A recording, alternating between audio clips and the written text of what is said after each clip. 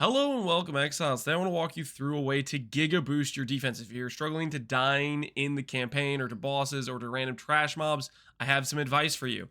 And that has to do with block. Now, I'm also going to be covering my day 3 updates to the Stormweaver Archmage, but more specifically, I'm going to start out with this one little PSA, public service announcement about block and how good it is. And this wheel right here. If you're a witch, if you're a Sorc, if you're anybody within any vicinity of this wheel, I highly recommend it. And it's basically a combination of just two things. It's number one, a shield that has increased block chance. This increased block chance right here, this 56% roll, takes this shield, which would have 26% base block, to 39. The important part about this is it combines with any sources of increased block chance on the tree. Essentially what happens is whatever your base block, this is a multiplier for. So with these 4 points of increased block chance, we go from 39 block to 57 block. And this block does not just apply to attacks, it also applies to spells. More importantly, if you get a better roll with this shield, which can roll up to about 81% increased block chance, I think this shield will go up to 45 to 47 base block chance. And that would make my block chance here go to like 65 to 70 block chance. And that is a lot of damage avoidance. You're probably dying a lot, or at least for me, I would imagine a lot of the ways you die in PoE 2 is getting overwhelmed by monsters, where you get cornered and you get shotgunned. A lot of trash mobs, the damage adds up, and block is a very good way to deal with it. Not only that, but after you grab these block nodes, there's a nice damage node at the very back, which pays you back for speccing these nodes, because I'm getting about 57% damage from this one node here, which helps give value back to these nodes that I spend specking around this. This does come with some reduced global defense, but with how much increased armor, how much increased ES you can get on the tree, I think this is 100% worth it, and it could help your defenses a ton. Now, moving on to more specific things, and also weird interactions, with the Stormweaver, we've done some very important upgrades. You'll notice we're now up to 2k mana and 2k ES, and you're wondering how the hell are you doing that with Eldritch Battery. There's a bit of a weird mechanic going on with Eldritch Battery that the, how do I put this?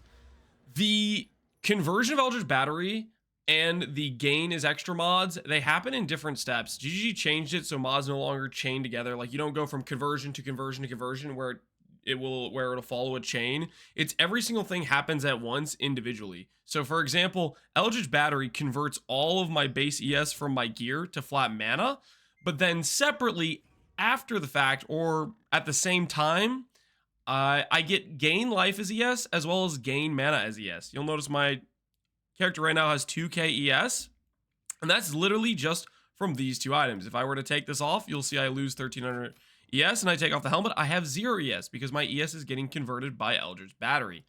So, between those two mods, from this helmet at Ziri's Disdain and the Everlasting Gaze, we can actually get quite a bit of ES while also benefiting from the ability to start scaling up our mana even more, which helps us with our Archmage and helps us with our Arcane Surge buff effect. We are a Stormweaver, which means we get more Arcane Surge effect per 15 mana, and I want to keep scaling that up. We also have, if you look in our gem slots, we now have Archmage in our build.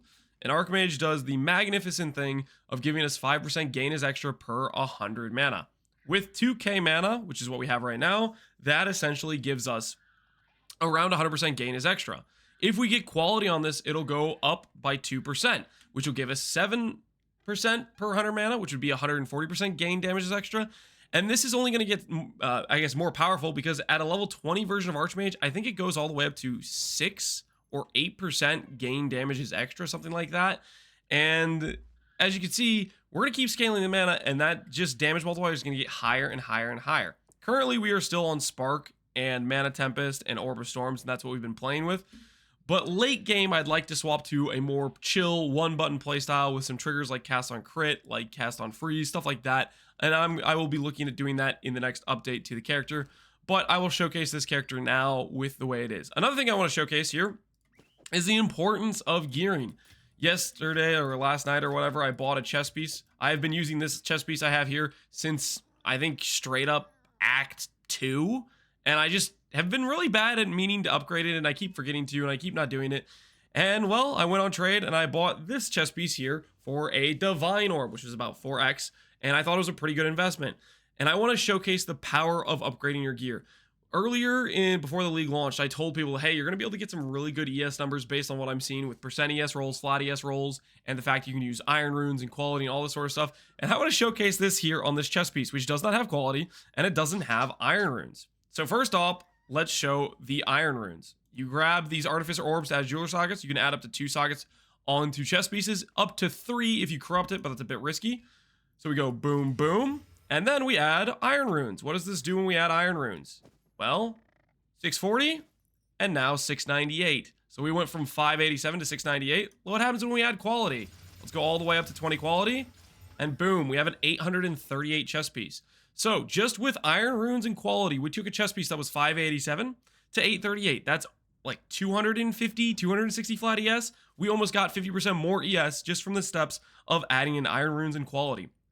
Also, this chest piece has some open affixes, and I'm going to invest into some exalt orbs and hopefully get some useful stats. I got just garbage resistance, and it is what it is. Sometimes you get unlucky. I'll try to fix that later, but now I want to showcase the power of putting on this chest piece versus my old chest piece. With Eldritch Battery, which is what we have here, we're going to go from 95 flat ES from this chest piece to about 800. So this should be like a 700 mana gain plus the percent mana we have on the tree. And then on top of that, our gain mana as extra from the Azure Amulet should give us more ES. So let's go ahead and swap this in and see how it goes. So we swap that in, we go up about 1,000 mana, and we went up about 500 ES. So gear is super, super important. Do not forget to upgrade your gear pieces as you go. It's a big priority and a big important thing of upgrading your character. If you're running into a wall where you can't beat some content, most likely it is a gearing issue. It is a you forgot to level up your gems issue, or you could be just too under leveled, or the worst case scenario is it's maybe a skill issue and you need to just get better at the fight. But ultimately, the biggest thing you can do to not need skill in this game is improve your gear, which you can do by farming and going to the trade and buying items, and I would highly recommend you do that. Look for your weakest gear pieces and try to upgrade them. Start understanding where your priorities are for what is important for upgrading your character. Now, next thing I want to do is take this character and showcase a Waystone, which is, I just got the maps and I showcase the playstyle. Now, I've been getting used to playing with controller. I really like playing controller on PoE2, so that's what I'm going to showcase here. I have a controller with me right here, and I'm going to showcase gameplay with the character using a controller.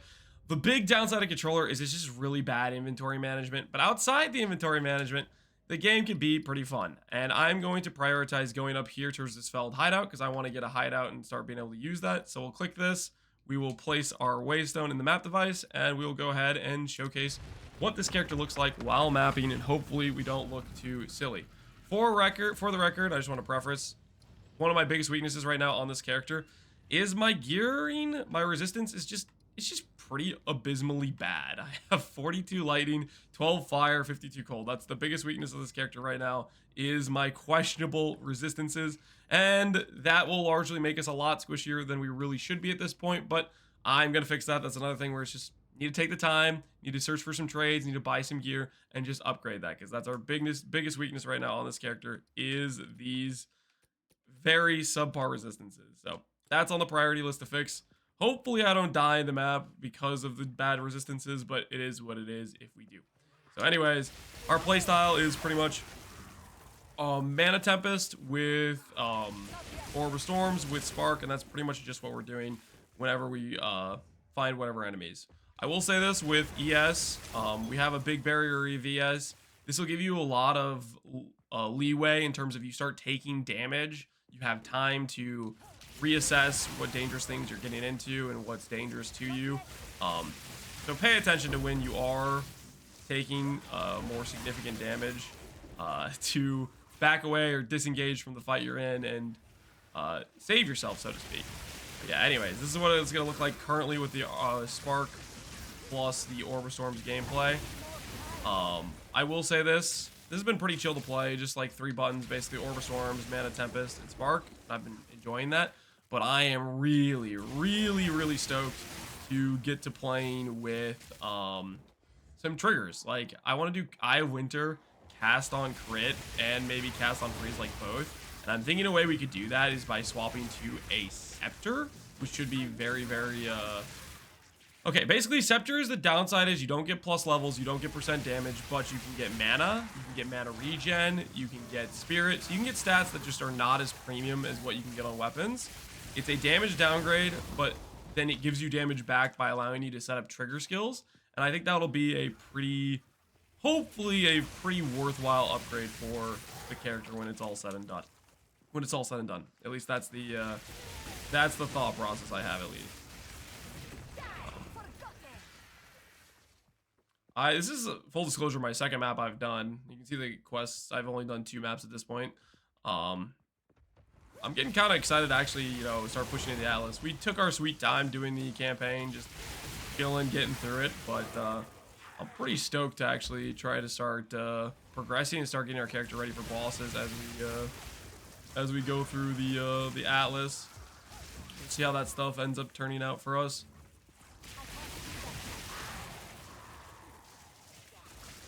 Realizing now this video is not going to be very short because I'm doing a map, and I guess these things are like really long. I'm fine with the maps being really big because regardless, it's just like, oh, I'm fighting monsters. Whether I'm in 10 maps that each take 5 minutes or 1 map that takes 50 minutes, it doesn't matter too much to me. I mean, it's a little bit of a bummer if you want to like progress and push tiers higher, type of thing, I guess. But as for just fighting monsters and getting to test out your character, I don't feel like there's much of a difference. I don't know. We'll see. They're probably going to balance stuff around. We'll change stuff. We'll see what ends up happening. If they make maps shorter or end up adding more density or what they do to it. I'm sure as we get higher in the Atlas, these maps, we can start putting more, I guess, quantity and density into it, hopefully. Start being able to, like, alch our maps rather than just do magic. I don't really want to spend alchs right now. Alchs are pretty valuable, but maybe when I start getting into the higher tier maps, I'll start alching all my maps if I can afford that type of thing. Don't care about that. Right now, I'm still using my my flasks semi-regularly. I kind of wanted to try. I'll spec this out. I'll keep grabbing these ES nodes. I kind of want to spec out. Sorry, I was losing my train of thought. I was talking about mana flasks. Is what I was going to actually tell you about. Mana flask, I used a bunch throughout the campaign. Eventually, as we keep getting higher and higher mana, the amount of mana sustain we get from our mana flask is going to become less and less relevant. Right now, it's probably something I still press every now and then when I'm low on mana, but 3k mana, I can already tell on this map, compared to what I had before I got that chest upgrade, is already night and day in terms of like overall mana sustain and how much the mana flask feels like it's necessary. So I'm pretty excited as we upgrade this character. We're gonna hopefully get to a point where we're not needing to press flasks almost at all, as well as being very, ideally we'd be very tanky in the late game of this character, which I think we'll be able to pull off. Ooh, volatile wand. I made a big, I guess that was just the drop. I wasn't sure if that was the proc to tell me the map is like completed or not. I guess we need to go through the center area probably that we haven't gone through yet. ID this wand real quick because I'm just kind of curious what it is. Spell damage, crit chance for spells, 25% chance to not destroy corpses when consuming corpses. Interesting. So if you wanted to play like a volatile dead build, I guess, or a DD build with that, maybe that would be something. I will find the last rare. Yeah, I'm pretty sure it'll tell me when the map's complete. Full disclosure, I'm still really new to the mapping system. This is straight up the second map I've done. I think, based on what Chad was telling me yesterday, is the condition for finishing maps is all about